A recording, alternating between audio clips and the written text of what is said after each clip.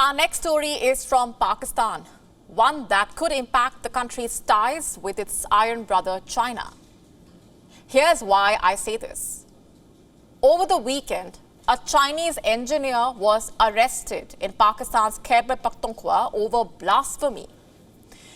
The engineer has been identified as a certain Mr. Tian. He is in charge of heavy machinery for China's Gezuba Group company at the Dasu hydropower project.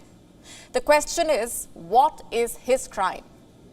He has been accused of making blasphemous remarks during a workplace argument. Reports say trouble erupted on Saturday when the Chinese supervisor tried to push his staff while they were collectively offering afternoon prayers.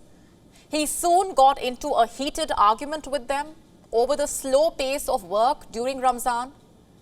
Reports further say that he then went on to make insulting remarks and derogatory gestures to disparage the Prophet. This alleged act of blasphemy apparently enraged the local staff, leading to angry protests in the region's Kohistan district, where the hydropower project is being built. The demonstrations went on for several hours. They subsided shortly before dawn on Monday, that too only after the accused was arrested. The demonstrations went on for several hours. They subsided shortly before dawn on Monday, that too only after the accused was arrested. So what happens next? The accused now facing a formal police investigation that could eventually lead to his indictment. In addition to this, local religious leaders will be holding a tribal council to decide the intensity of the punishment that he should face.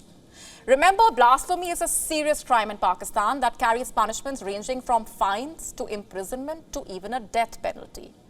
In fact, an accusation alone often leads to deadly mob attacks, and too often with no charges framed against the attackers.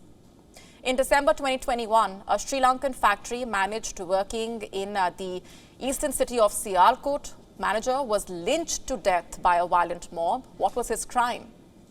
He was accused of removing the posters of an extremist anti-blasphemy political party from the walls of the factory that he was running. And just 2 months back, around mid-February, a mob of angry youngsters brutally beat up a Muslim man to death who was arrested on charges of blasphemy. They did not even wait for a formal probe to begin. And then in March, a Pakistani court sentenced a man to death for sharing blasphemous content on social media. What content? This the court did not specify. You think that's too much? Then take a look at this report. In August 2021, an 8-year-old boy was charged with blasphemy. He became the youngest person ever to be charged with blasphemy. And what was his crime? He was accused of intentionally desecrating the library of a madrasa. The story should have ended there, only that it did not.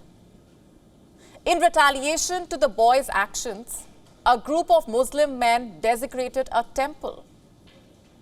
Now, this was 2 years back. 2 years on, a Chinese national has been accused of blasphemy.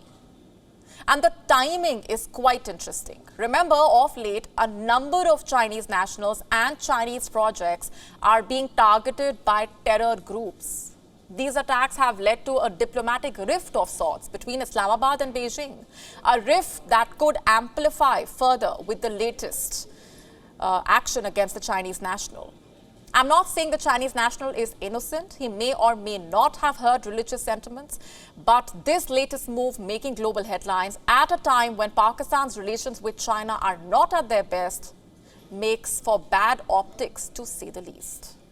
WION now available in your country. Download the app now. Get all the updates on the move.